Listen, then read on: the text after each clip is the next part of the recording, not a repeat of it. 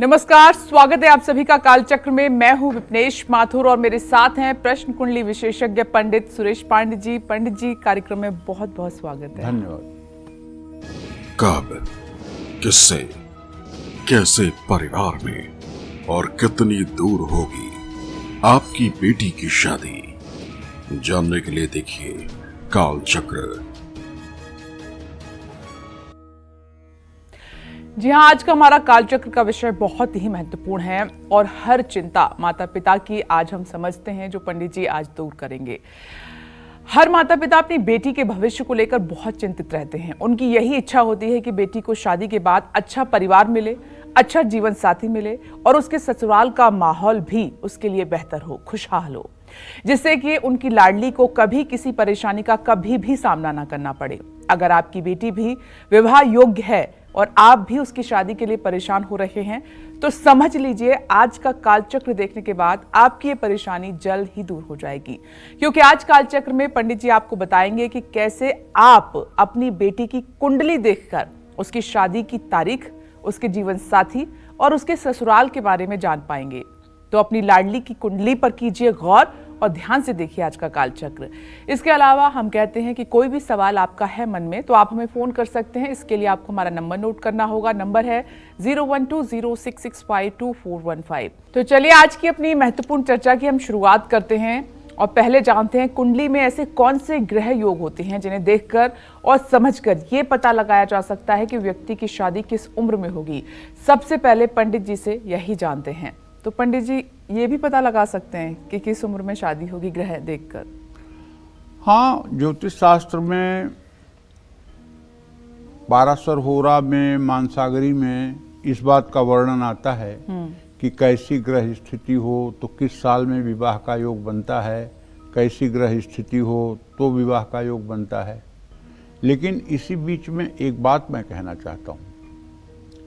ज्योतिष शास्त्र जो फलित ज्योतिष शास्त्र है, जिस पर हम चर्चा करते हैं या जिस पर हम प्रोग्राम करते हैं, ये ज्योतिष का फलित ज्योतिष जो है ये देश काल परिस्थिति पर डिपेंड करता है। ऐसा नहीं है कि जो फार्मूला बन गया है वही माना जाएगा। देश काल परिस्थिति मतलब किस देश में आप हैं, समय कैसा चल रहा है और परिस्थिति कैसी है। अगर इन तीन चीजों का सामंजस्य बिठाकर फलादेश नहीं किया जाएगा तो फलादेश करने वाले व्यक्ति को निराशा का सामना करना पड़ेगा। जिससे पहले अगर आप शास्त्रों का अवलोकन करें तो शास्त्रों में लिखा हुआ है कि 11 वर्ष की उम्र में विवाह होगा, 13 वर्ष की उम्र में विवाह होगा, 15 वर्ष की उम्र में विवाह होगा, 17 वर्ष की उम्र में विवाह होगा। अब ये सब विवाह कहाँ हो रहे हैं भाई? अब तो कम से कम एवरेज विवाह की उम्र 20 साल तो मान के ही चलिए। बहुत जल्दी अगर कोई कर रहा है तो 20 से 21 साल के पहले शादी नहीं कर रहा है। तो इसलिए देश काल परिस्थिति का ध्यान रखना जरूरी है। अगर देश काल परिस्थिति का ध्यान आप नहीं रखेंगे और केवल सिद्धांतों का अनुपालन करेंगे तो निश्चित रूप से भविष्यवाणी गलत हो जाएगी। हाँ, रही बात जन्म कुंडली की, तो देखिए जन्म कुंडली का 7वां भाव जो है जीवन साथी का भाव होता है। जिस किसी व्यक्ति की जन्म कुंडली में 7वें भाव में 7वें भाव का स्वामी बुध हो और उसे शुभग्रह बृहस्पति, शुक्र या चंद्रमा देख रहे हों तो ऐसे लोगों का विवाह बहुत कम उम्र में होता है। जन्म कुंडली में 7वें भाव में 7वें भाव का स्वामी मंगल बैठा हो और गुरु शुक्र उसको देखते हों तो ऐसी व्यक्ति का विवाह कम उम्र में ही हो जाता है। 7वें भाव का स्वामी शुक्र हो और किसी शुभग्रह से प्रभावित हो और उसकी दृष्टि 7वें भाव पर हो तो ऐसे व्यक्ति की शादी 22 वर्ष की आयु में होने के योग बनते हैं। सप्तम भाव का स्वामी चंद्रमा हो और उस पर अगर शुक्र और गुरु की दृष्टि हो तो ऐसे व्यक्ति की शादी 25 वर्ष की आयु में होने के योग बनते हैं। गुरु सप्तम भाव में सप्तमेश होकर पापी ग्रहों से प्रभावित ना हो तो शादी 27-28 वर्ष में होने की संभावना बनती है।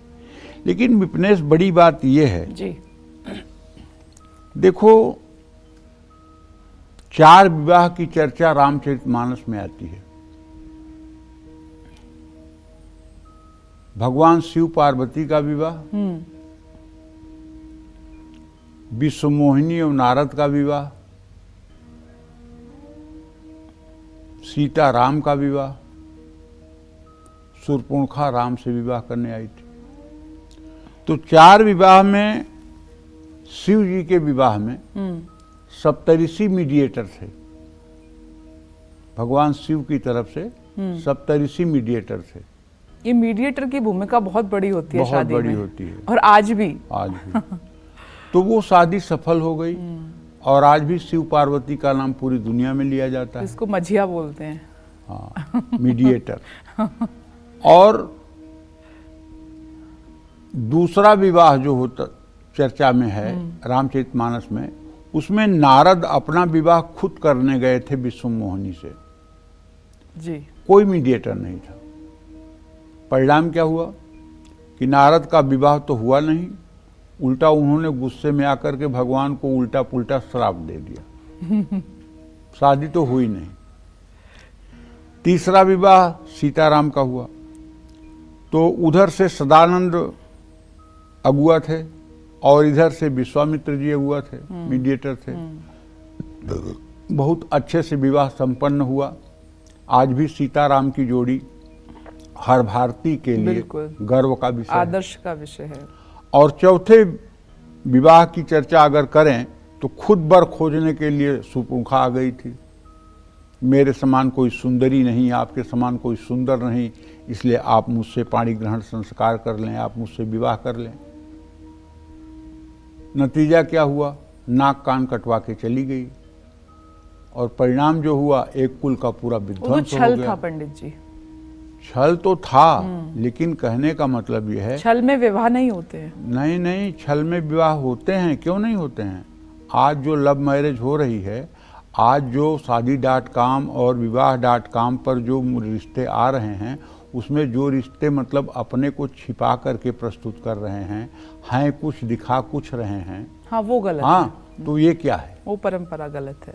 ये क्या है?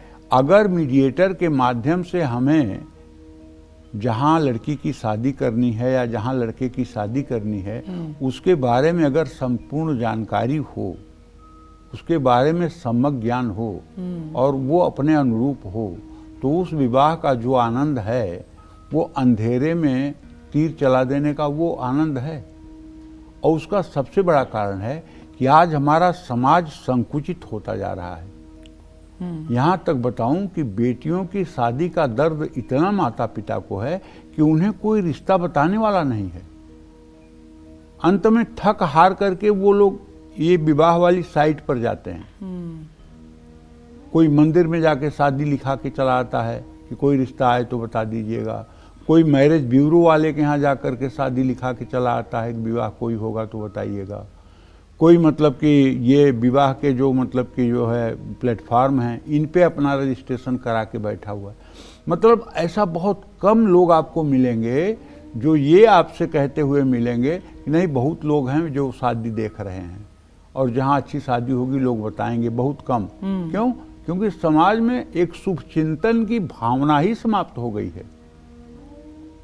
लोग अपने अपने में ही बेहाल हो गए हैं, दूसरों के बारे में चिंता नहीं है। ये जरूर कहेंगे, करे आपकी बेटी तो 30 साल की हो गई, आप शादी नहीं कर रहे हैं। अरे भाई, शादी कैसे करें? तुम भी समाज में रहते हो, बताओ उनके लिए रिश्ता। बिल्कुल सही बताओ रिश्ता। वो ना करें तो कहो तुम्हारी इतनी बड़ी जुबान हो गई है कि ये कहने के लिए 30 साल हो गया शादी नहीं कर रहे हो, और कहीं रिश्ता तो देखो, कहीं रिश्ता तो तुम भी तो बताओ योग्यता के अनुसार। तो आदर्श विवाह आप एक भगवान शिव और माँ पार्वती और माँ सीता और भगवान श्री राम, ये हम नहीं, पूरा विश्व यही मानता है। दो सबसे बड़े आदर्श विवाह के एग्जाम्पल दोनों को यही पूरा विश्व मानता है। मैं लव मैरिज के कतई विरोध में नहीं हूं, लेकिन लव मैरिज का भी एक स्वरूप होता है। जैसे प्रभु श्री राम के विवाह में भी लव मैरिज हुआ था, जानते हो कि नहीं?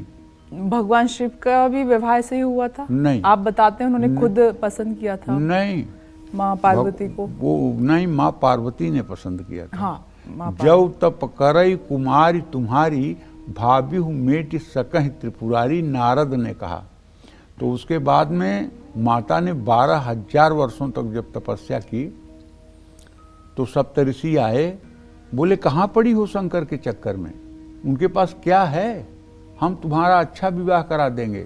जो वैकुंठ के अधिपति हैं विष्णु से, छोड़ो ये सब चक्कर, तपस्या छोड़ो। तो उन्होंने कहा कि कोटि, पार्वती माता कह रही हैं, कोटि जन्म लगी रगर हमारी, बरहु शंभु न रहूं कुमारी। 1 करोड़ जन्म लूंगी और शिव से ही विवाह करने के लिए तपस्या करूंगी, या तो शिव से विवाह करूंगी या कुंवारी ही मर जाऊंगी। कोटि जन्म लगी रगर हमारी, बरहु शंभु न रहूं कुमारी। ये है प्रतिज्ञा। और राम जी का विवाह कैसे प्रेम विवाह हो गया था? राम जी का विवाह ऐसे हो गया था कि जब राम जी सुबह फूल लेने के लिए अमराई में जाते हैं जनक जी के, और वहाँ जगत जननी जगदम्बा माँ सीता अपने सखियों के साथ गई हुई हैं पार्वती का पूजन करने के लिए, और एक झलक राम जी को माता जानकी का मिलता है और जानकी को एक झलक भगवान राम का मिलता है। दोनों एक दूसरे को देखकर निहाल हो जाते हैं, बोलते कुछ नहीं हैं, लेकिन दोनों के हृदय में बहुत कुछ चलने लगता है। और माता पार्वती के सामने जा करके अपना सिर झुका करके सीता कहती हैं कि देवी पूजी पद कमल तुम्हारे, सुर नर मुनि सब हों सुखारे। हे देवी, तुम सुर नर मुनि सभी की मनोकामना पूरी करती हो, मेरी भी मनोकामना पूरी करना। ऐसे में गोस्वामी तुलसीदास जी लिखते हैं, गी खिसी माल मूरत मुस्कानी, भई सहाय शारद मैं जानी। माता पार्वती के गले का माला टूट करके अब वो सीता मैया के गले में पड़ जाता है जब वो सर रखती हैं चरणों में। तो जी, खिसी माल मूरत मुस्कानी, भई सहाय शारद मैं जानी। तो माँ जगत जननी जगदम्बा ने तो अपने मन में प्रभु श्री राम का वर्ण धनुष यज्ञ के पहले ही कर लिया था, और प्रभु श्री राम ने भी देख करके और जगत जननी जगदम्बा के प्रति अपने मन में स्थान बना लिया था। तो विवाह हुआ, और आज भी वो विवाह, सीताराम का विवाह, पूरी दुनिया के लिए आदरणीय, अनुकरणीय और आदर्श का स्थान है। बिल्कुल सही कहा पंडित जी आपने। तो समाज में जो एक संकीर्णता है, इस कार्यक्रम के माध्यम से मैं कहना चाहता हूँ, वो ये कहना चाहता हूँ, थोड़ा सा अपने सामाजिक दायरे को बढ़ाते हुए आप लोग, अपनी बेटी नहीं दूसरी की ही बेटी हो, उसके योग्य अगर आपके दिमाग में कोई वर हो, उसके योग्य कोई लड़का हो, तो आपको चाहिए कि इसमें अपना थोड़ा समय आप लगा करके, और आपको ये परोपकार का कार्य करना चाहिए। बिल्कुल, सनातन धर्म में लिखा हुआ है कि यदि एक कन्या विवाह में आप मदद करते हैं तो 100 गौदान करने के बराबर आपको पूरे फल की प्राप्ति होती है। अगर एक कन्या आपके प्रयास से अच्छे घर में जा करके और खुशहाल जीवन व्यतीत कर रही है, तो 100 गौदान, स्वर्ण जड़ित, जिनकी सींग में सोना लगाया जाता है, ऐसी 100 गायों का दान करने के बराबर पुण्य आपको एक कन्या के अच्छे जगह पर विवाह करवा देने पर फल प्राप्त होता है। तो इसलिए ये पुण्य का भी कार्य है, कन्यादान में सहयोग करना। और कहते भी हैं कि अगर आपकी वजह से किसी के चेहरे पर खुशी आती है, अगर आपकी वजह से कोई खुश है अपनी जिंदगी में, तो इससे बड़ा कुछ और नहीं हो सकता।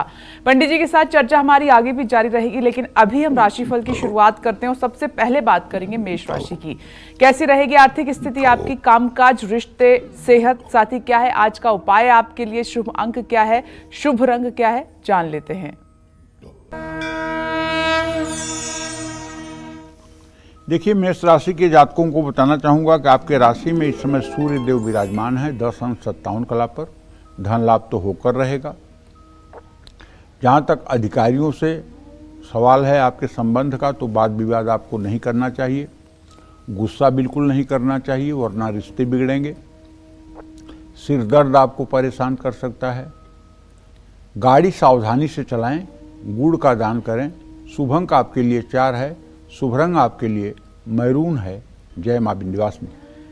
चलिए अब आगे बढ़ते हैं और वृषभ राशि की हम बात कर लेते हैं। कैसी रहेगी आर्थिक स्थिति आपकी, कामकाज, रिश्ते और सेहत, साथ ही क्या है आज का उपाय, शुभ अंक और शुभ रंग जानते हैं।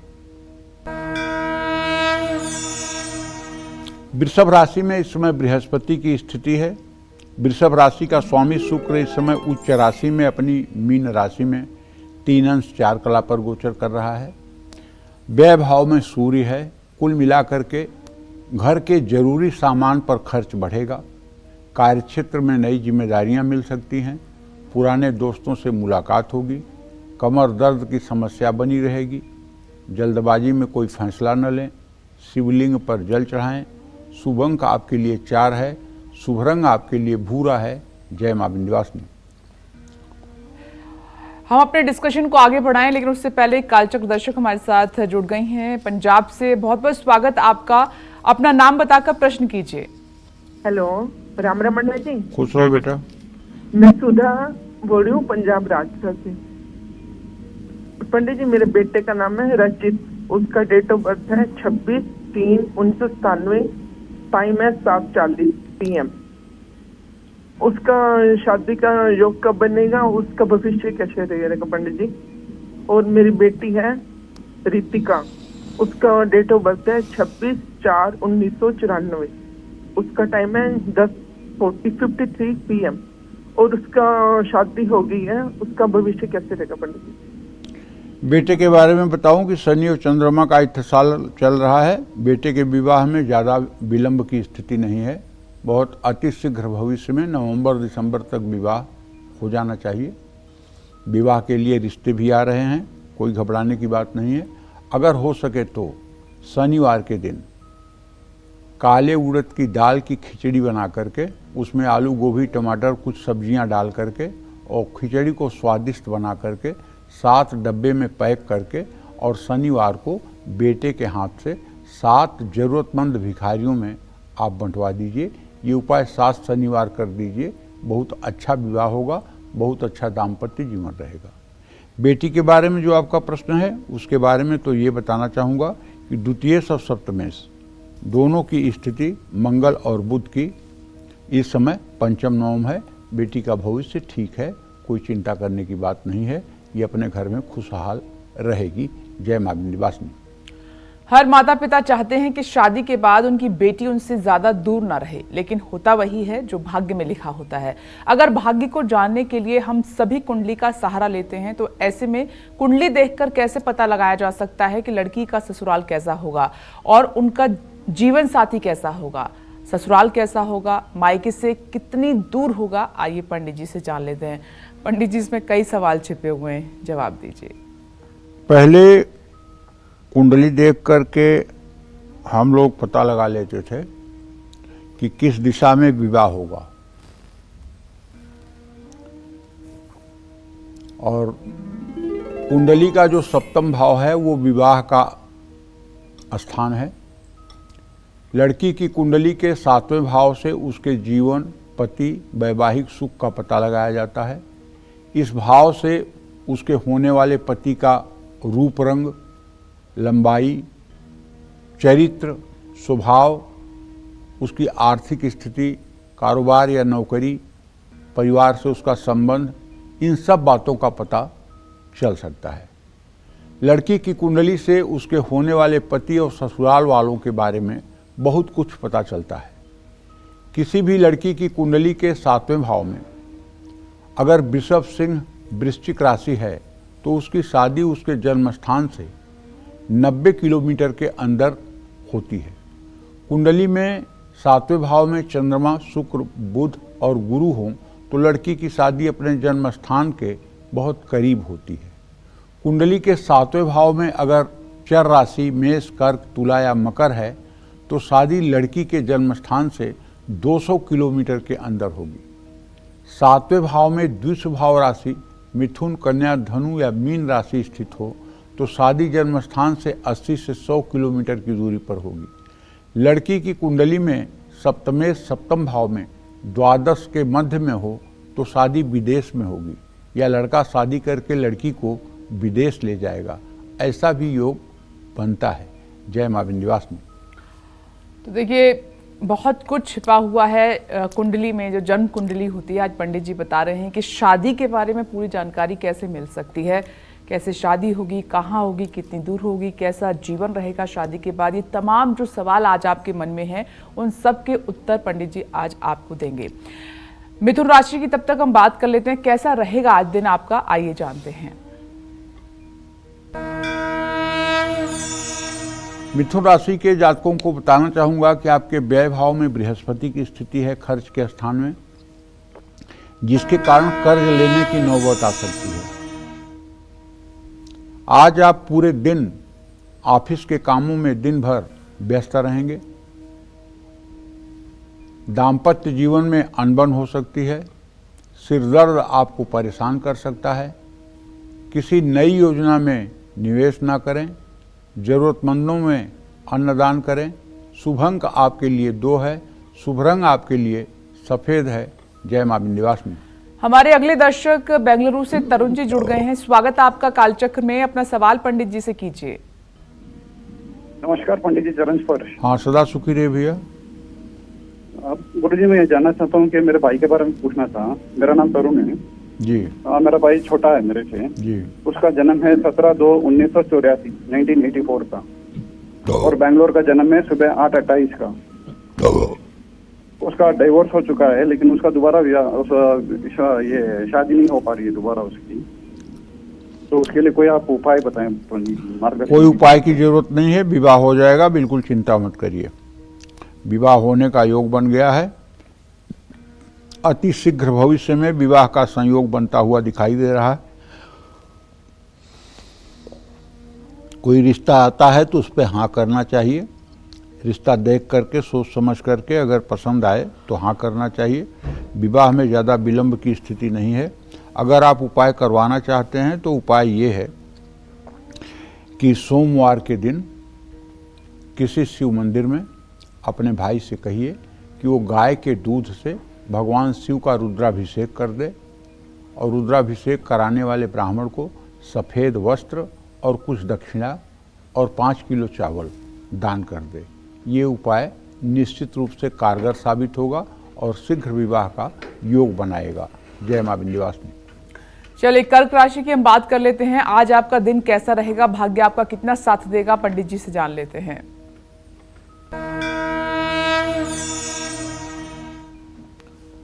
कर्क राशि के जातकों को बताना चाहूँगा कि आपके राशि में 8 अंश 44 कला पर इस समय नीच राशि का मंगल गोचर कर रहा है, और आपके व्यय भाव का स्वामी भाग्य भाव में है बुध, और वो भी अपनी नीच राशि में है। कहने का मतलब फिजूल खर्ची बढ़ सकती है। आपके दिमाग में खर्च करने का कीड़ा काटेगा। चलिए, आपके काम की तो तारीफ होगी। घर में मेहमान आ सकते हैं। ब्लड प्रेशर के रोगी अपना खास ध्यान रखें। किसी से भी छल कपट ना करें। पानी में 2 चुटकी हल्दी डालकर स्नान करें। शुभ अंक आपके लिए 5 है। शुभ रंग आपके लिए नीला है। जय मां विंध्यवासिनी। देहरादून से हैं अगले दर्शक हमारे पूरन जी। बहुत बहुत स्वागत आपका कालचक्र में। अपना प्रश्न कीजिए पंडित जी से। प्रणाम पंडित जी, प्रणाम। हाँ, सदा सुखी रहिए। पंडित जी, मैं देहरादून से पूरनमल बोल रहा हूँ। बोलिए। पंडित जी, मेरी बेटी का जन्म जो है वो अमावस्या के दिन का है, और आपने एक प्रोग्राम अमावस्या का किया था, तो हम पंडित जी उसको देख रहे थे, और उसकी 25/9/1992 डेट ऑफ बर्थ है जी। और रात में 11:30 का जन्म है। पंडित जी, उसकी शादी में बड़ा व्यवधान आ रहा है, और शादी का रिश्ता कहीं बन नहीं पा रहा। समाज की ये बहुत बड़ी समस्या है पूरनमल जी। केवल आपकी समस्या नहीं है, इस समय पूरे समाज की ये बहुत बड़ी समस्या है। अमावस्या का जन्म जो होता है उसमें विवाह का कोई अवरोध नहीं होता है। अमावस्या के जन्म में चंद्रमा और सूर्य की युति होती है। जब सूर्य से 12.5 डिग्री पीछे चंद्रमा होता है तो अमावस्या तिथि शुरू हो जाती है, और जब सूर्य और चंद्रमा की डिग्री बराबर हो जाती है, अंश कला विकला सब बराबर हो जाता है, तो अमावस्या तिथि समाप्त हो जाती है और परिवा तिथि शुरू हो जाती है। लेकिन इसको कहते हैं ज्योतिष शास्त्र में अधम योग। अधम योग का मतलब ये होता है कि ऐसा व्यक्ति अगर कोई काम 100% का करेगा तो उसको रिजल्ट में 70% से ज़्यादा कुछ नहीं मिलेगा। चाहे वो भौतिक संसाधन हो, चाहे वो रुपया पैसा हो, चाहे वो पद प्रतिष्ठा हो, चाहे वो सम्मान हो, हर चीज़ जितना मिलना चाहिए उसका 1/3 ही मिलेगा, कभी पूरा नहीं मिलेगा। इसको अधम योग कहते हैं। यहाँ तक कि दिवाली को बहुत पवित्र त्यौहार माना जाता है, लेकिन दिवाली पर भी पैदा होने वाले जो बच्चे अमावस्या पर होते हैं उनके जीवन के साथ भी यही घटना घटती है। रही बात आपके बेटी के विवाह की, तो पूरनमल जी मैं बताना चाहूँगा कि आपके पुत्री भाव का स्वामी शनि और उससे सप्तम भाव का स्वामी चंद्रमा है, और शनि चंद्रमा की युति इस समय मीन राशि में बनी हुई है। और यद्यपि इस पे बृहस्पति की स्नेहा दृष्टि से इत्साल भी हो रहा है, मुझे पूरा विश्वास है कि बेटी की विवाह में विलंब तो हुआ है, लेकिन अब 9 मई के बाद आपको रिश्ता मिलने में सुगमता होगी। एक उपाय अगर आप करवा सकें तो जरूर करवा दीजिए। बेटी की शनि शांति करवा दीजिए। शनि की शांति के लिए ओम सन्नो देवीरभीष्टय आपो भवन्तु पीतये संयोरभिश्रवन्तु नः, इस मंत्र का 1,02,000 मंत्र जप 15 ब्राह्मणों द्वारा एक दिन में शनिवार को करवाइए। हवन तर्पण मार्जन करवाइए और उन 15 ब्राह्मणों को भोजन करवाइए। ये उपाय अगर हो गया तो आप विश्वास करिए शादी होगी और अच्छी शादी होगी, इसमें कोई दो राय नहीं है। जय मां विंध्यवासिनी। आपकी बेटी की कुंडली में छिपी है उसकी शादी की तारीख, आपकी बेटी की कुंडली में खोलेगी उसके जीवन साथी के राज और बताएगी उसके ससुराल का पूरा हाल। ये बेटी की कुंडली देखकर आप पता कर सकते हैं। इसलिए बेटी की शादी नहीं हो रही है तो अब ना हो आप बिल्कुल भी परेशान, और ध्यान से देखें आज का कालचक्र। कालचक्र देखना है और पंडित जी को ध्यान से आपको सुनना भी है, क्योंकि आज कालचक्र में पंडित जी आपको यही बता रहे हैं कि कैसे बेटी की कुंडली देखकर उसकी शादी का समय, उसके जीवन साथी का स्वभाव, नेचर और उसके ससुराल के बारे में बहुत कुछ पता लगाया जा सकता है। तो चलिए अपनी चर्चा को आगे बढ़ाते हुए बात करते हैं आपकी बेटी के जीवन साथी की। ये बहुत महत्वपूर्ण सवाल है। लड़की की कुंडली में ऐसे कौन से ग्रह योग होते हैं जिससे उसके पति की उम्र और उसके हाव भाव के बारे में पता लगाया जा सकता है? आइए पंडित जी से जान लेते हैं। पंडित जी, यही सबसे महत्वपूर्ण सवाल है जो हर माता पिता के मन में आता है, और इवन जिस लड़की की शादी होने वाली होती है उसके मन में भी आता है कि मेरे पति का नेचर कैसा होगा, कैसा व्यवहार उसका होगा। देखो, 7वां घर जो विवाह का माना जाता है, अगर वहाँ शुभग्रह होगा, मतलब चंद्रमा, बुध, बृहस्पति या शुक्र होगा, या शुभग्रह की पूर्ण दृष्टि होगी, तो पक्का है कि जीवन साथी बहुत ही सुंदर, दैवीय गुणों से संपन्न, चरित्रवान और जिम्मेदार होगा। सप्तम भाव पर शुभग्रहों की दृष्टि बहुत मतलब रखती है। किसी की कुंडली में अगर तीसरे या 11वें भाव में बृहस्पति बैठा हो तो उसकी पूरी दृष्टि सप्तम भाव पे मानी जाएगी। ऐसे में उसका जीवन साथी चरित्रवान होगा, ये दुनिया में कोई गलत नहीं काट सकता। यदि लग्न में भी बृहस्पति होगा तो भी उसकी जीवन संगिनी या जीवन साथी एकदम गंगा जल जैसे पवित्र वातावरण की होगी। लड़की का पति उसके बराबर की आयु वाला या 2 साल बड़ा हो सकता है। अगर चंद्रमा, बुध, शुक्र और बृहस्पति की दृष्टि सप्तम भाव पे होगी तो ऐसे लड़की के पति का रंग जो होगा वो गेहुआ या गोरा होगा। कुंडली में सप्तम भाव पर या सप्तम भाव में पापी ग्रह सूर्य, मंगल, शनि, राहु या केतु का प्रभाव होगा तो बड़ी उम्र वाला, 5 साल से ज्यादा उम्र वाला या पुनर्विवाह वाला वर प्राप्त होगा। सूर्य का प्रभाव होगा तो रंग तो गोरा व आकर्षक हो सकता है, लेकिन ये तभी जब मेष राशि या सिंह राशि का सूर्य होगा। अगर वो पापक ग्रह की राशि शनि या राहु और केतु के साथ होगा तो रंग रूप की तो बात छोड़िए, वो शादी चलेगी ये भगवान जाने। मंगल का प्रभाव अगर सप्तम भाव पे हो तो ऐसे आदमी का रंग गेहुआ होता है, ऐसे लड़की के पति का रंग गेहुआ होता है, लंबाई 5 फुट 6 इंच से ज़्यादा नहीं होती है, चौड़ा कंधा होता है, छोटी गर्दन होती है। शनि अगर अपनी राशि का उच्च का ना हो, मतलब तुला का ना हो, तो वर लड़की से ज़्यादा आयु का होता है।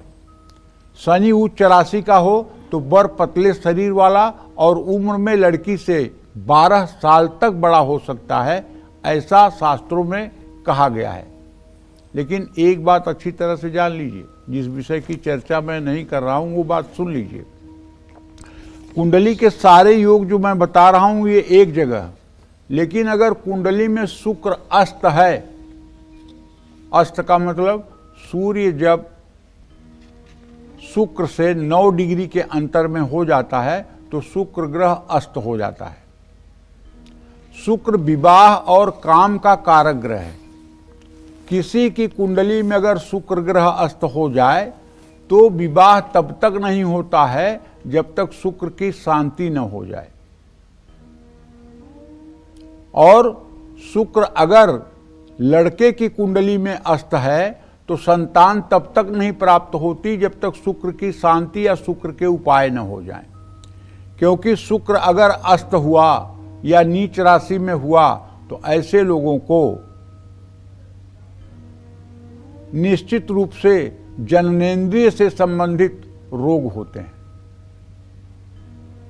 अगर लड़की की कुंडली में शुक्र अस्त है तो विवाह में महाविलंब होता है।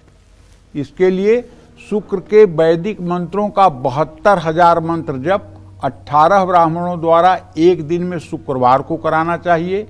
हवन, तर्पण, मार्जन और 18 ब्राह्मणों को भोजन कराना चाहिए, दक्षिणा देनी चाहिए और प्रसन्नता के साथ उन्हें विदा करना चाहिए। इससे शुक्र ग्रह की अच्छी स्थिति बनती है और विवाह का संयोग बनता है। अगर एक बार में बात न बने तो निराश नहीं होना चाहिए, दोबारा इस पूजा को कराना चाहिए। क्योंकि आपको एक बात बताऊं, अगर किसी की कुंडली के 12वें या दूसरे भाव में शुक्र और सूर्य समान डिग्री पर हो जाएं या 5-6 डिग्री का अंतर हो तो आप आंख मूंद कर कह दीजिए कि इस बच्चे को 5 साल की उम्र में चश्मा लग गया होगा, क्योंकि नेत्र विकार हो गया होगा। और अगर दोनों की डिग्री सम, राशि सम, अंश सम, कला सम, विकला सम हो गई तब ऐसा बच्चा जन्मांध होता है। माँ के पेट से ही वो अंधा होकर के पैदा होता है और वो जिंदगी भर जन्मांध होता है। तो ये है ग्रहों की कुछ स्थिति। इसी तरह से मंगल और शनि अगर 8वें 12वें भाव में बैठ जाएं तो पक्का है कि एक विवाह टूटता ही टूटता है, इसमें कोई दो राय नहीं है। विवाह में कुंडली के मेलापक में इन सब विषयों का भी ध्यान देना चाहिए। उसी तरह से अगर सूर्य, केतु, शनि, राहु ये सप्तम भाव में या लग्न में बैठें तो भी एक से अधिक विवाह की संभावना बनती है। मंगल शुक्र के साथ अगर हो तो ये, और उस पे शुभग्रह बृहस्पति की दृष्टि न हो तो ये शुक्र मंगली योग बनता है। ये बड़ा डेंजर जोन वाला है। लेकिन अगर शुक्र मंगल वृश्चिक के नवमांश में ना हो तो ये योग हानिकारक नहीं होता है। लेकिन अगर ये दोनों नवमांश में भी वृश्चिक के हो जाएं तब ये खतरनाक होता है, तब विवाह में उलझन आती है। इन सब विषयों का भी सम्यक अध्ययन करने के बाद तब किसी निष्कर्ष पर पहुंचा जा सकता है। और एक जो मेरा आजमाया हुआ उपाय है कि विवाह कब होगा ये जानने के लिए इतनी ग्रहों की स्थिति जो मैंने आपको बताया उसको दरकिनार करिए। एक पॉइंट याद करिए कि लग्न और सप्तम भाव दोनों को जोड़ दीजिए। जैसे किसी का लग्न जो है 2 नंबर है तो उसका जो सप्तम भाव होगा वो 8 नंबर होगा, तो 8 और 2 आप जोड़ेंगे तो कितना हो जाएगा 10।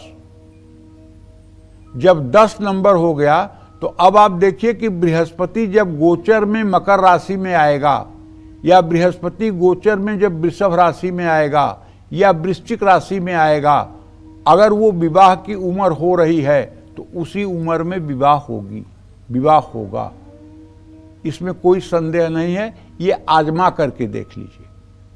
जय मां विंध्यवासिनी। तो देखिए आज बहुत सारे ऐसे सवाल आपके होंगे जिनके जवाब पंडित जी आपको दे रहे हैं। अब सब कुछ कुंडली में है, आपकी बेटी की जो जन्म कुंडली है सब कुछ उसी में छिपा हुआ है। तो ये आज का डिस्कशन इसलिए है कि बेटी की शादी को लेकर आपको चिंता करने की आवश्यकता नहीं है, अब इधर उधर भागने की जरूरत नहीं है, बस आपको अपनी बेटी की कुंडली पर गौर करना है, सब कुछ उसमें छिपा हुआ है। आइए सिंह राशि की बात कर लेते हैं, कैसा रहेगा आज का दिन आपका जानते हैं। अब तो आपका राशि स्वामी उच्च का होकर के आपके भाग्य स्थान में उच्चांशक में है। इसका मतलब अगर आप नौकरी करते हैं तो आपकी सैलरी बढ़ने वाली है। अगर आप कोई काम करते हैं तो काम को अधूरे पर न छोड़ें, धैर्य रखें, बिगड़े रिश्तों में भी सुधार होगा। भाई के स्वास्थ्य पर ज़्यादा ध्यान देना होगा। नई प्रॉपर्टी में निवेश से पहले पेपर जांच लें। दुर्गा मंदिर में घी का दिया जलाएं। शुभ अंक आपके लिए 3 है, शुभ रंग आपके लिए नारंगी है। जय मां विंध्यवासिनी। आइए आगे बढ़ते हैं और कन्या राशि की बात कर लेते हैं, कैसी रहेगी आर्थिक स्थिति आपकी, कामकाज, रिश्ते, सेहत साथी क्या है आज का उपाय आपके लिए, शुभ अंक क्या है और शुभ रंग क्या है जानते हैं।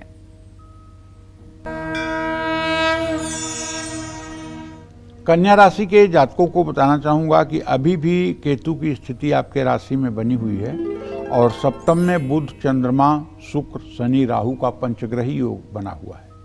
आमदनी का नया स्रोत आपको मिल सकता है। काम से जुड़ी यात्रा करनी पड़ सकती है। परिवार में खुशनुमा माहौल रहेगा। मन शांत रखिएगा भैया, तो सेहत भी अच्छी रहेगी। किसी भी काम में आलस्य न करें। जरूरतमंदों में दवाइयाँ दान करें। शुभ अंक आपके लिए 4 है, शुभ रंग आपके लिए ग्रे है। जय मां विंध्यवासिनी। और जैसा पंडित जी ने आपको बताया कि कुंडली का 7वां भाव किसी भी व्यक्ति के विवाह और उसके वैवाहिक जीवन के बारे में बताता है, तो ऐसे में लड़की के 7वें भाव में कौन सी राशि होने से उसको कैसा जीवन साथी मिलता है, आइए पंडित जी से जानते हैं। पंडित जी बताएं। जिस कन्या के सप्तम भाव में मेष राशि होती है उसका जीवन साथी जमीन जायदाद वाला होता है। इनका दाम्पत्य जीवन सुखी और समृद्धशाली रहता है। जिस कन्या के सप्तम भाव में वृषभ राशि होती है उनका जीवन साथी सुंदर और गुणवान होता है, मधुर भाषी, काम कला में निपुण और पत्नी से प्यार करने वाला होता है। जिस कन्या के सप्तम भाव में मिथुन राशि होती है उसका जीवन साथी सामान्य रंग रूप वाला, समझदार और उच्च विचारों वाला होता है। जीवन साथी बातों में चतुर और व्यवसाय करने वाला होता है। जिस कन्या के सप्तम भाव में कर्क राशि होती है उसे सुंदर, तीखे, नयन नक्श वाला जीवन साथी मिलता है। जिस कन्या के सप्तम भाव में सिंह राशि होती है उसे अपनी बात मनवाने वाला और ईमानदार जीवन साथी मिलता है। जिस लड़की के सप्तम भाव में कन्या राशि होती है उसे सुंदर और सुशील जीवन साथी मिलता है। विवाह के बाद कन्या का भाग्योदय होता है। जय मां विंध्यवासिनी। इतनी महत्वपूर्ण जानकारी आज पंडित जी आपको दे रहे हैं, बहुत ही ये हमारी आज की चर्चा रोचक है। आगे बढ़ाएं, लेकिन उससे पहले तुला राशि की हम बात कर लेते हैं, कैसा रहेगा आज का दिन आपका जानते हैं।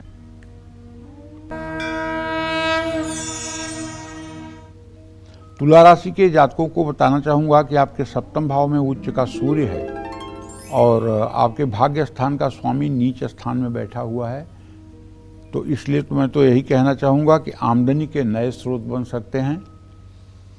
काम से जुड़ी यात्रा करनी पड़ सकती है। परिवार में खुशनुमा माहौल रहेगा। विवाद खत्म होंगे। चोट चपेट लगने की संभावना है, सतर्क रहें। दूसरों के मामले में दखल ना दें। शिवलिंग पर कच्चा दूध चढ़ाएं। शुभ अंक आपके लिए 2 है।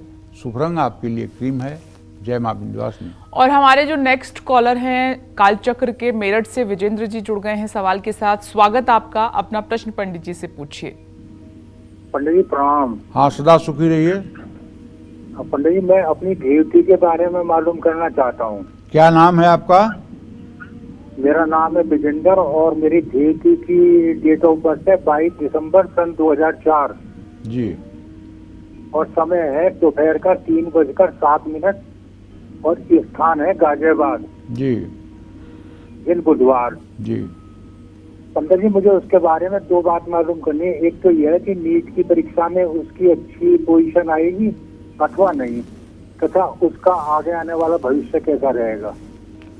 देखिए, आपने विद्या भाव के बारे में दीपेंद्र जी प्रश्न पूछा है, तो सीधी सीधी बात है कि मंगल और बृहस्पति दोनों ग्रहों का मूल्यांकन अगर मैं कर पा रहा हूं तो मंगल अपनी नीच राशि में बैठा हुआ है, बृहस्पति वृषभ राशि में बैठा हुआ है, बृहस्पति सिंह के नवमांश में है।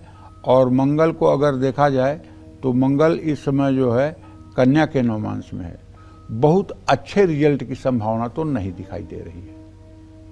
बहुत अच्छे रिजल्ट की संभावना नहीं दिखाई दे रही है।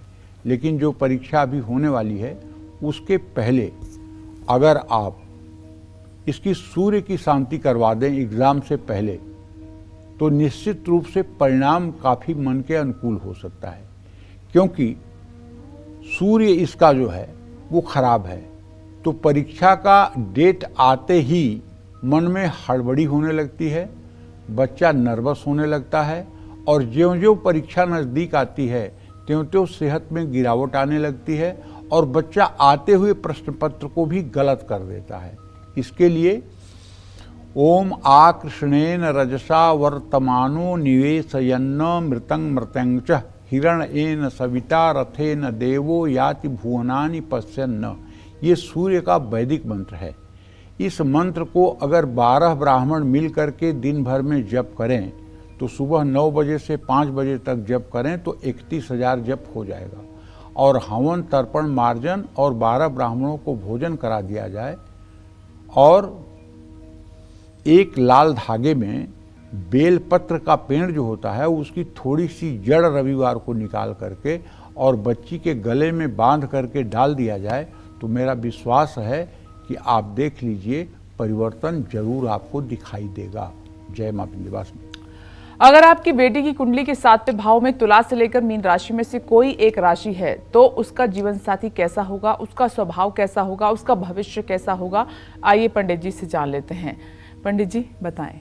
जिस लड़की के 7वें भाव में तुला राशि होती है उसे सुशिक्षित, सुंदर और मर्यादा पूर्ण बात करने वाला जीवन साथी मिलता है।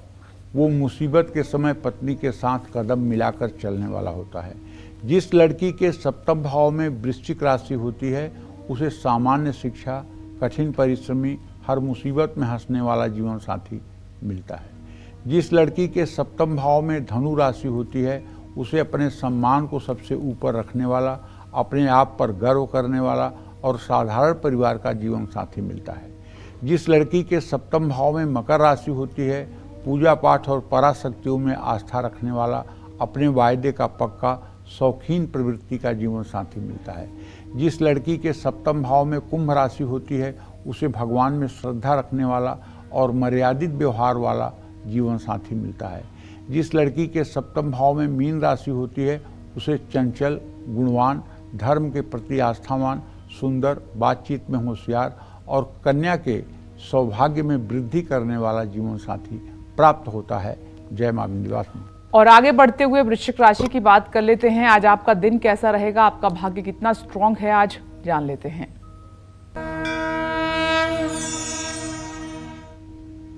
देखिए, वृश्चिक राशि के जातकों को बताना चाहूंगा, बृहस्पति की दृष्टि कोई नई डील और धन लाभ कराएगी। ट्रांसफर का योग बन रहा है। ससुराल पक्ष से वाद विवाद हो सकता है। स्वास्थ्य ठीक रहेगा। योग प्राणायाम करें। सोच समझकर ही बोलें। स्कूल में शिक्षा से जुड़ी सामग्री दान करें। शुभ अंक 7, शुभ रंग भूरा। जय मां विंध्यवासिनी। बात करते हैं धनु राशि की। क्या कहता है धनु राशि का आज का राशिफल, कैसा रहेगा दिन आपका, जानते हैं।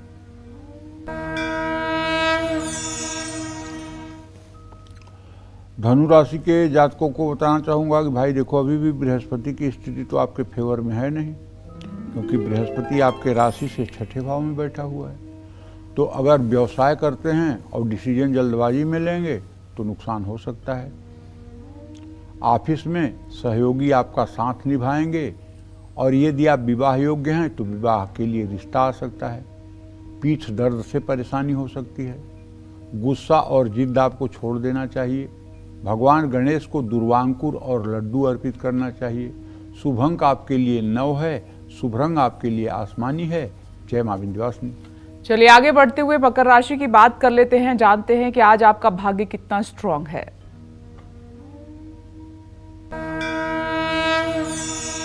मकर राशि का ग्रह गोचर अच्छा है, और इस अच्छे ग्रह गोचर का प्रभाव ये होगा कि धन लाभ होगा, जिससे मन प्रसन्न रहेगा। नौकरी बदलने के लिए आपको अवसर मिलेंगे। कार्यक्षेत्र में आपकी प्रतिष्ठा बढ़ेगी। मानसिक स्वास्थ्य का भी ध्यान रखिएगा। नई योजनाओं में निवेश करने से बचिएगा। गंगा जल से शिवलिंग का अभिषेक करिएगा। शुभ अंक आपके लिए 1 है, शुभ रंग आपके लिए हरा है। जय मां विंध्यवासिनी। आगे बढ़ते हुए बात करेंगे कुंभ राशि की, जानते हैं कि आज आपका भाग्य कैसा है।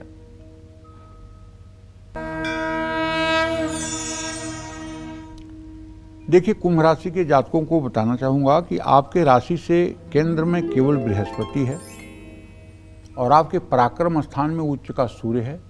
बचत करने में आप कामयाब रहेंगे। नई नौकरी के लिए बुलाव आ सकता है। किसी पुराने दोस्त से मुलाकात होगी। घुटनों का दर्द परेशान कर सकता है।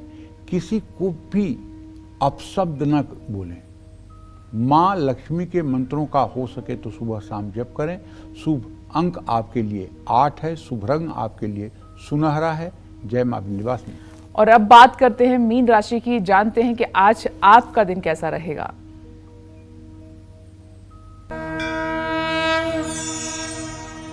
मीन राशि वालों को बताऊं कि आपके राशि में पंचग्रही योग आज है। बुध, चंद्रमा, शुक्र, शनि और राहु, ये 5 ग्रह आपकी राशि में विद्यमान हैं। दवाइयों पर खूब पैसा खर्च होगा। आज क्रिएटिव काम करेंगे। भाई से पुराने विवाद समाप्त होंगे। आंखों से जुड़ा कोई रोग हो सकता है। बुजुर्गों का अपमान बिल्कुल न करें। हनुमान चालीसा का पाठ करें। शुभ अंक आपके लिए 5 है, शुभ रंग आपके लिए गुलाबी है। जय मां विंध्यवासिनी। चलिए अब बात करते हैं आज के लकी ईमेल कुंडली विजेता की, और आज के हमारे ईमेल कुंडली विजेता हैं कानपुर के रहने वाले गुड्डू तिवारी, और इनकी सिस्टर शिवी हमारे साथ इस वक्त फोन लाइन पर मौजूद हैं। स्वागत है आपका कार्यक्रम में। डिटेल पंडित जी के पास है, आप अपने सवाल कर सकती हैं। पंडित जी नमस्ते। हाँ नमस्ते। हाँ, मैं उनकी छोटी बहन बात कर रही हूँ। जी। मेरा दो ही प्रश्न है। मेरे भाई का स्वास्थ्य बहुत खराब रहता है। उन्हें कई समस्याएं हैं। भाई की कोई अल्प तो नहीं है, आयु में कोई दिक्कत तो नहीं है। दूसरा प्रश्न मेरा है, उनकी 2 संतानें हैं, संतान सुख कैसा है? कृपया पूजा उपाय बताएं, मार्गदर्शन करें। देखो ऐसा है, तुम्हारे भाई ने 1991 से लेकर के 2007 तक जो चाहा वो किया, और जो चाहा वो सफलता मिली। लेकिन 2007 अगस्त दिसंबर के महीने से इनकी शनि की दशा शुरू हो गई है, और शनि इनके कुंडली में 6वें 7वें घर का मालिक होकर के मृत्यु भाव में बैठा हुआ है। ये 2007 से लगातार किसी न किसी बीमारी से परेशान है। कभी एसिडिटी होती है, तो कभी गैस होती है, कभी नसों में खिंचाव होता है, कभी शरीर में दर्द होता है, कभी पेट से संबंधित समस्या होती है, कभी नसों से संबंधित समस्या होती है। मतलब रोग पीछा ही नहीं छोड़ रहा है पिछले 15 सालों से, 16 सालों से। तो ऐसे में शनि की शांति आवश्यक है।